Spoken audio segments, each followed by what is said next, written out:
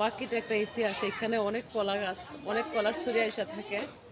তো আজকে আমি একটা কলা ছুঁড়ে নিলাম, গাছেতে বলে নিছি, বলছি গাছরে আমি একটা কলা খাইতে চাই।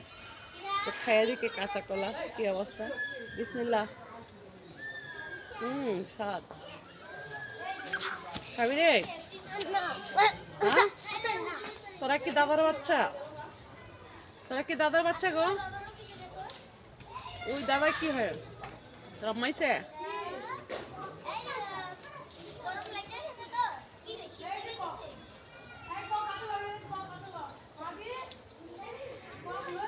ভালোই লাগলো, দেখি আরেকটা পাইরান। ফুলটাকে অনেক ভালোবাসলাম, কারণ সকালবেলা আসছি দাদাই ফুলটা দিছে। তোমরা কি দাদার বাচ্চা বলো?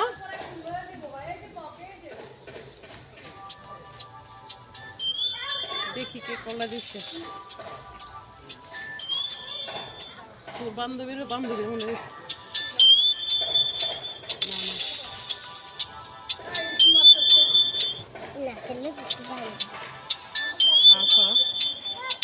অভিযোগ নয়।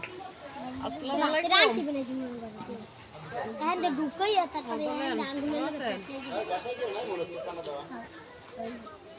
আমি শিমু। ওই যে আপনার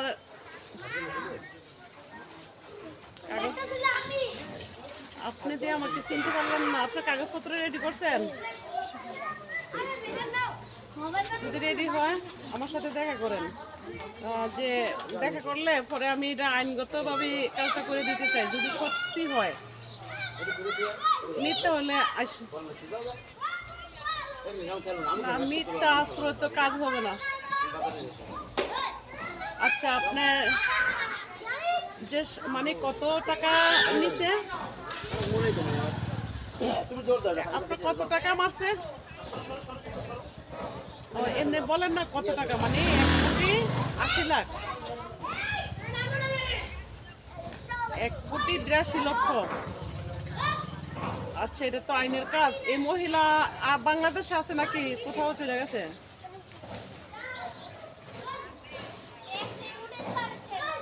আচ্ছা ঠিক আছে, আপনি আমাকে আসার আগে কল দিন, 1 মিনিট আগে। হ্যাঁ আচ্ছা, আমি যতটুকু লাগে সহযোগিতা করবো। আমি তো এখন সবকিছু দিয়ে বিরতি, তারপর দিও।